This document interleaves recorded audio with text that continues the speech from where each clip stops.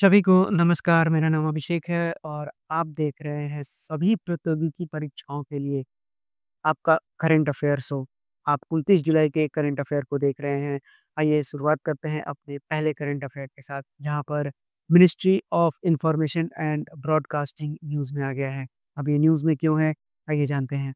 तो सबसे पहले आपको ये बता दें कि जो मिनिस्ट्री ऑफ इन्फॉर्मेशन और ब्रॉडकास्टिंग मिनिस्टर हैं, उनका नाम है श्री अश्विनी वैष्णव।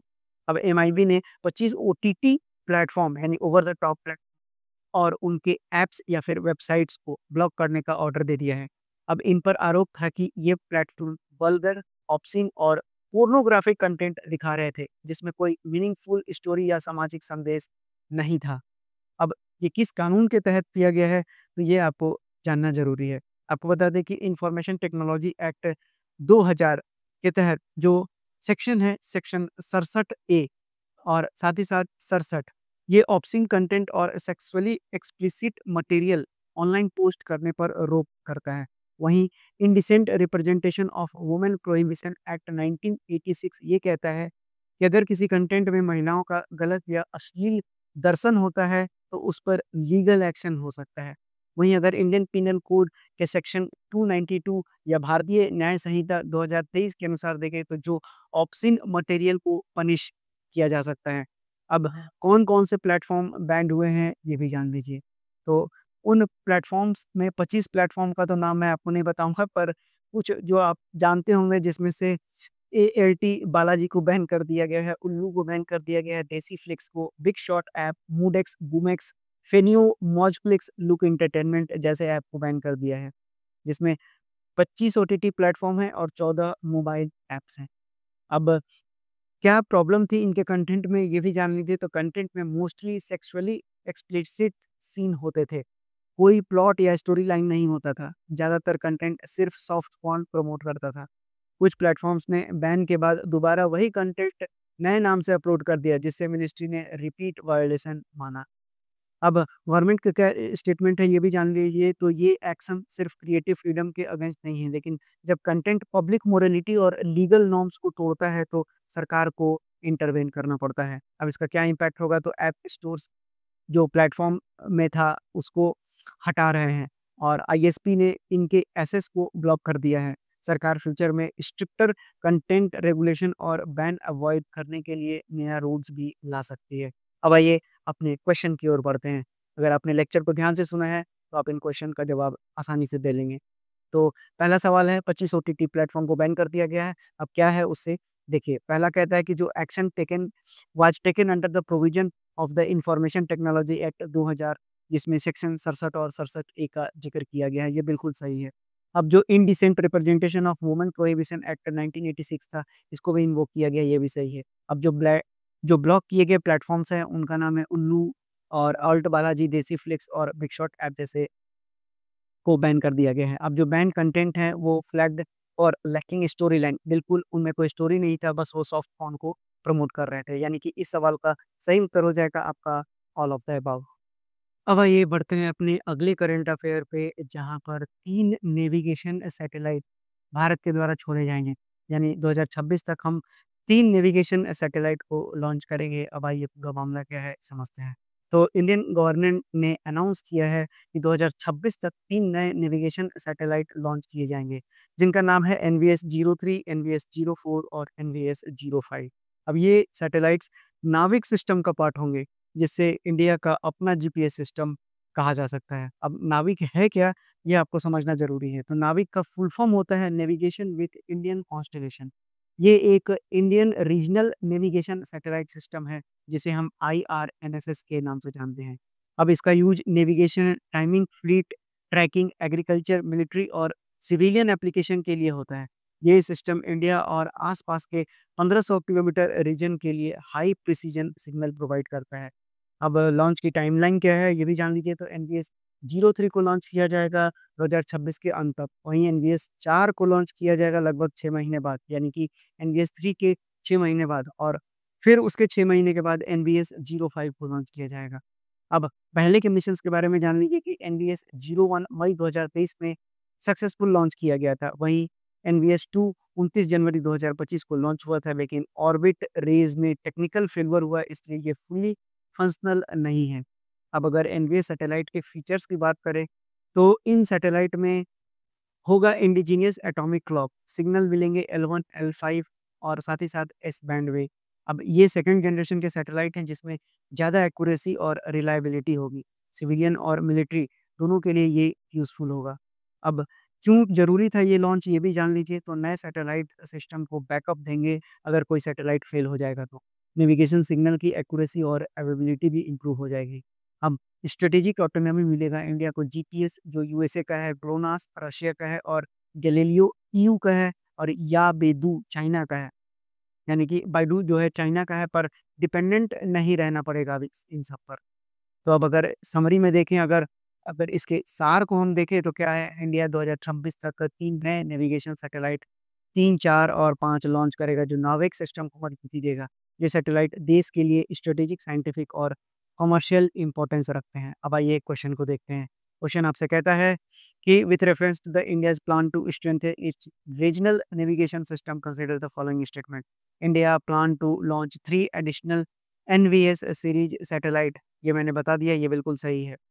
अब these satellites are the part of second generation, ये भी मैंने बता दिया। अब NVS 1 and NVS 02 satellites were launched successfully and are fully operational in the orbit. मैंने आपको अभी-अभी सिखाया कि एनवीएस 2 सक्सेसफुल नहीं था। एनवीएस 2 में क्या खराबी थी? तो एनवीएस 2 ने फेस किया था प्रोपल्शन इश्यू जो लॉन्च हुआ था जनवरी 2025 में और अपने ऑर्बिट तक नहीं पहुँच सका था। अब चौथे को देखते हैं तो एनवीए सैटेलाइट फीचर करेगा indigenous atomic clock and are capable of broadcasting signal जैसे कि L1, L5 और एस बैंड। ये भी बिल्कुल सही जवाब है, यानी कि 1, 3 एंड 1, 2 एंड 4 इस सवाल का सही उत्तर हो जाएगा, यानी कि ऑप्शन नंबर बी। अब आपको ये भी डाउट हो सकता है कि आप क्या नोट्स कैसे पढ़ेंगे या नोट्स कैसे जानेंगे? तो अगर आप क्वेश्चन को ध्यान से देखेंगे तो जितनी भी चीज़ें मैं एक्सप्लेन करता हूँ, वो सारे के सारे आपके एक क्वेश्चन के फॉर्मेट में बना होता है। तो सिर्फ क्वेश्चन ही आपका सब कुछ है, उसमें सब कुछ दिया हुआ है। तो इस बात को याद रखिएगा। आइए बढ़ते हैं अब अपने अगले करंट अफेयर की ओर, जहाँ पर वर्ल्ड हेल्थ ऑर्गेनाइजेशन न्यूज़ में है, जिसने स्पेक्स 2030 रिपोर्ट रिलीज़ किया है। आइए पूरे डिटेल में जानते हैं ये है क्या। तो सबसे पहले डब्ल्यूएचओ के बारे में जान लीजिए। तो डब्ल्यूएचओ का फुल फॉर्म क्या होता है? तो डब्ल्यूएचओ वर्ल्ड हेल्थ ऑर्गेनाइजेशन है, जिसकी स्थापना 7 अप्रैल 1948 को हुआ था और इसका हेडक्वार्टर जेनेवा के स्विट्ज़रलैंड में है। अभी इसके जो हेड हैं उनका नाम है टेड्रोस एडेनम गैब्रियस, जो कि इथियोपिया के रहने वाले हैं। अब आइए समझते हैं कि इस रिपोर्ट में क्या लिखा हुआ है। तो दुनिया में 2.2 बिलियन लोगों को विज़न प्रॉब्लम है, जिसमें से आधा लोगों का इलाज सिर्फ़ स्पेक्टिकल या चश्मा से हो सकता है। फिर भी लोगों को सही और अफोर्डेबल आई केयर नहीं मिल पा रहा था।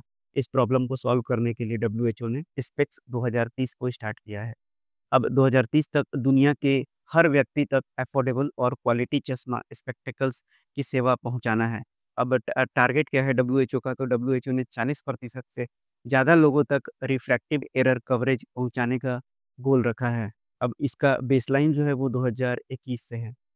अब जान लीजिए कि जो स्पेक्स का फुल फॉर्म रखा गया है वो क्या है? तो एस का मतलब है सर्विसेज़ और ई का मतलब है पर्सनल, ई का मतलब है एजुकेशन, सी का मतलब है कॉस्ट और एस का मतलब है सर्विलांस।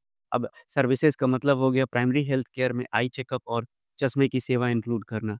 वहीं पी यानी पर्सनल में ऑप्टोमेट्रिस्ट और हेल्थ वर्कर की ट्रेनिंग बढ़ाना। वहीं ई मतलब एजुकेशन यानी पब्लिक अवेयरनेस कैंपेन या फिर चश्मा लगाना है। और सी का मतलब कॉस्ट हो गया जो लोकल प्रोडक्शन सब्सिडी और सस्ती कॉस्ट पर चश्मा देना है। और एस का मतलब हो गया सर्विलांस यानी डेटा कलेक्ट करना, प्रोग्रेस ट्रैक करना और पॉलिसी बनाना। अब ग्लोबल कोलैबोरेशन की बात करें तो डब्ल्यूएचओ ने ग्लोबल स्पेक्स नेटवर्क बनाया है, जिसमें सरकार, एनजीओ, प्राइवेट कंपनीज और एकेडमिक इंस्टीट्यूशन मिलकर काम कर रहे हैं। सबका एम है एक्सेसिबल, अफोर्डेबल और क्वालिटी आई केयर सबके लिए। अब बता दें कि ये आपके जीएस पेपर 2 हेल्थ इनिशिएटिव और ग्लोबल गवर्नेंस में आपसे सवाल पूछा जा सकता है। वहीं GS paper 3 inclusive development and innovation में भी सवाल पूछा जा सकता है। सवाल इस तरह से बन सकता है कि स्पेक्स मॉडल दिखाता है कि टेक्नोलॉजी, सस्ती सर्विसेज और अवेयरनेस मिलके कैसे ग्रास रूट लेवल पर बदलाव ला सकते हैं। अब आइए जानते हैं क्वेश्चन की ओर। तो क्वेश्चन आपसे पूछता है कि with reference to the World Health Organization SPECS 2030 initiative कौन-सा सही है या फिर गलत है? बोलता है कि the initiative aim to increase the effective coverage of the error services by 40% globally 2030 तक। ये बिल्कुल सही है।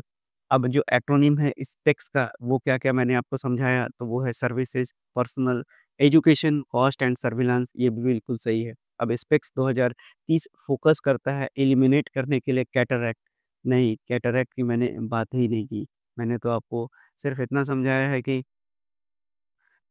जो इनिशिएटिव है वो प्राइमरी एड्रेस करता है अनकरेक्टेड रिफ्रैक्टिव एरर्स को जैसे कि मायोपिया और हाइपरमेट्रोपिया। करेक्ट सर्जरी की कोई बात नहीं की गई है डब्ल्यूएचओ के द्वारा। अब जो इनिशिएटिव है वो इनकरेज करेगा लोकल प्रोडक्शन और सब्सिडाइज्ड प्राइसिंग को स्पेक्टिकल्स के ताकि अफोर्डेबिलिटी को इम्प्रूव किया जा सके। तो इस सवाल का सही उत्तर हो जाएगा आपका 1, 2 एंड 4। बढ़ते हैं अपने अगले करंट अफेयर की ओर। अगला करंट अफेयर में 6 मोस्ट ब्यूटीफुल जो एयरपोर्ट है वर्ल्ड में 2025 की रिपोर्ट आ गई है। अब ये रिपोर्ट रिलीज़ किसके द्वारा किया गया है? तो ये रिपोर्ट रिलीज़ की गई है प्रिक्स वर्सलीज़ के द्वारा।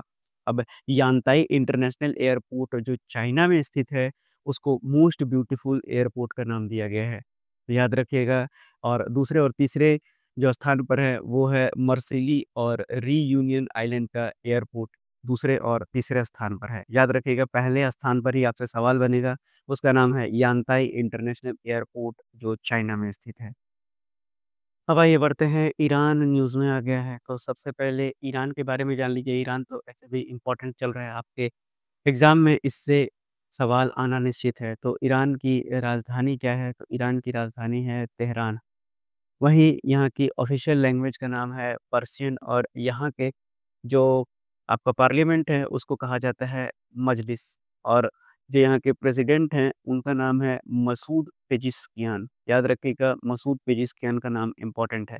तो इतनी बातें याद रखेंगे जहाँ पर मैंने आपको कैपिटल के बारे में बताया, वहीं यहाँ की जो ऑफ़िशियल लैंग्वेज है उसके बारे में आपको बता दिया और यहाँ के जो संसद है उसको क्या कहा जाता है ये भी मैंने आपको समझा दिया। अब हुआ क्या है तो ईरान ने लॉन्च किया है नाहिद-2। नाहिद-2 क्या है? टेलीकॉम सैटेलाइट है और किसके द्वारा छोड़ा गया है? तो ये है रशिया का सोयूज़ रॉकेट के द्वारा इसे लॉन्च किया गया है। आपको इतना याद रखना है कि ईरान ने लॉन्च किया है नाहिद-2 सैटेलाइट जो कि एक टेलीकॉम सैटेलाइट है और इसको छोड़ा गया है रशियन रॉकेट के द्वारा और उस रशियन रॉकेट का नाम क्या है ये भी आपसे एग्जाम में पूछा जा सकता है सोयूज रॉकेट।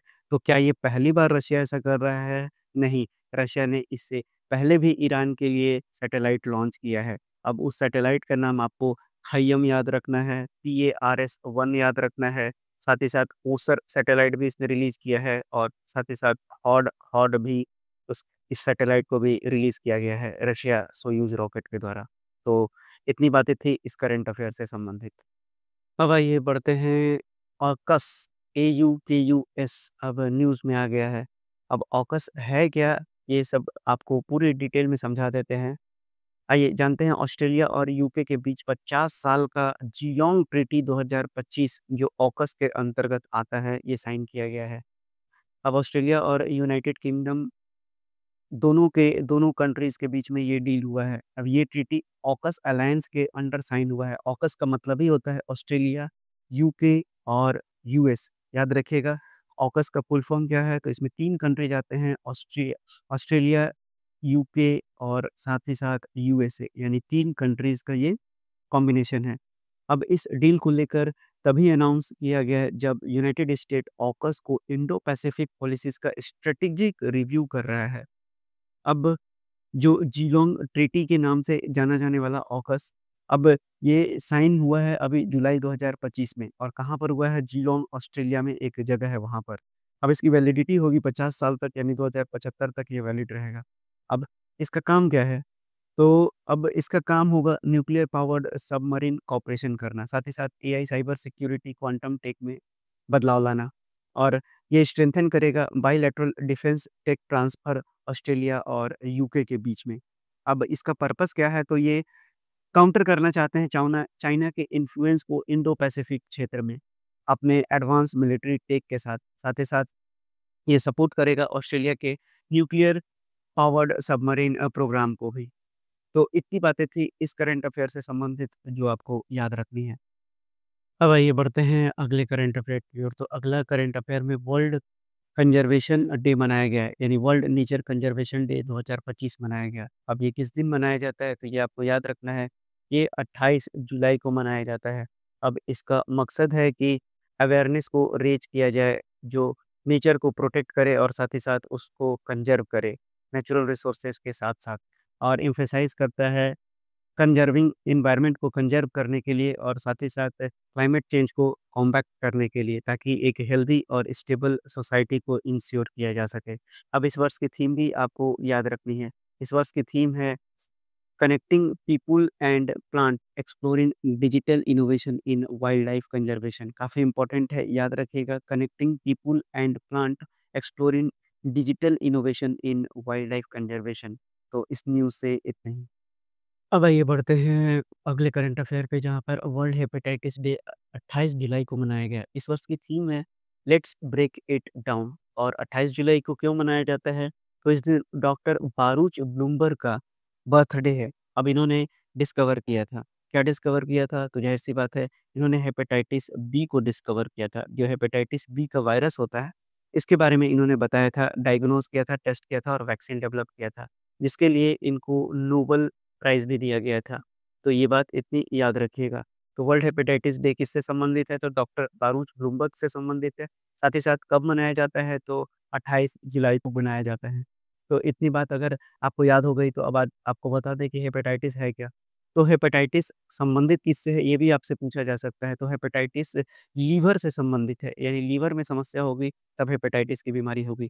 अब इन्फ्लेमेशन हो जाता है आपके लीवर में वायरल इन्फेक्शन की वजह से, और इसका पॉसिबल जो कारण हो सकता है वो है अल्कोहल भी हो सकता है। साथ ही साथ ऑटो इम्यून कंडीशन भी इसका एक कारण हो सकता है। अब वायरल जो हेपेटाइटिस होता है वो 5 प्रकार का होता है, ए, बी, सी, डी और ई।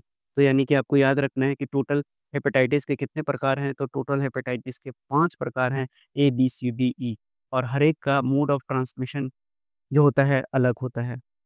अब इतनी बात अगर आपको याद हो गया, तो ये एक्यूट और क्रोनिक भी हो सकता है।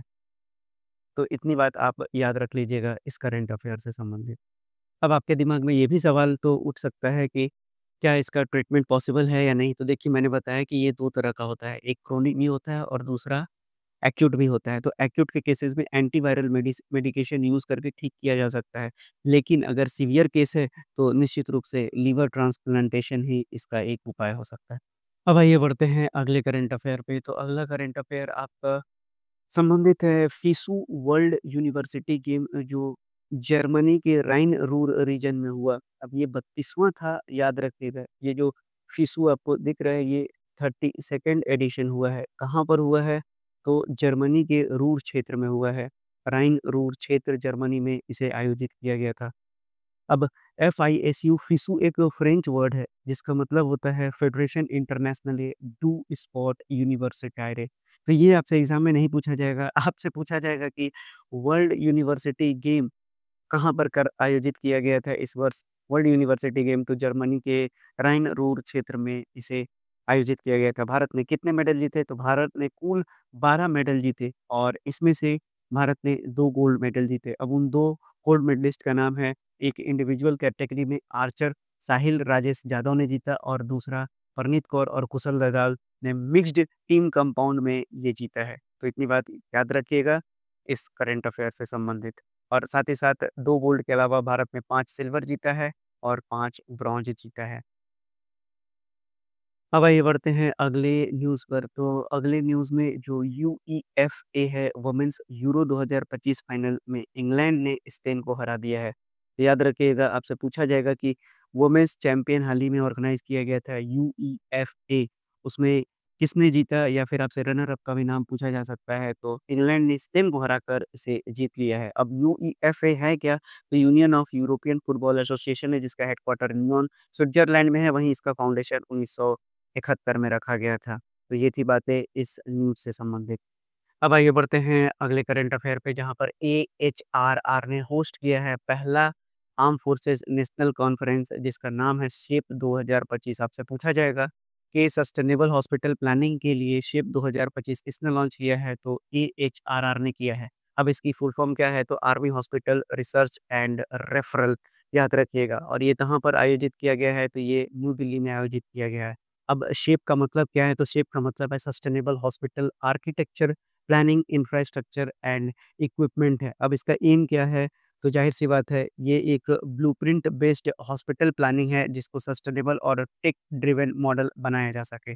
अब आर्म फोर्सेस से संबंधित आप एक बात और याद रखिएगा कि अभी जो हेड हैं, यानी कि चीफ ऑफ आर्मी स्टाफ का नाम है जनरल उपेंद्र द्विवेदी। तो ये थे 29 जुलाई के मुख्य करंट अफ़ेयर। आशा करते हैं कि आपको बहुत अच्छे से ये सारी करंट अफ़ेयर समझ में आ गई होगी। तो बिल्कुल इसी तरह से पढ़ते रहिए, बढ़ते रहिए, आपकी नौकरी लग जाएगी। आने वाले समय में काफ़ी सारे एग्ज़ाम्स हैं, आप उसकी तैयारी करते रहिए, अच्छे से पढ़ते रहिए। धन्यवाद।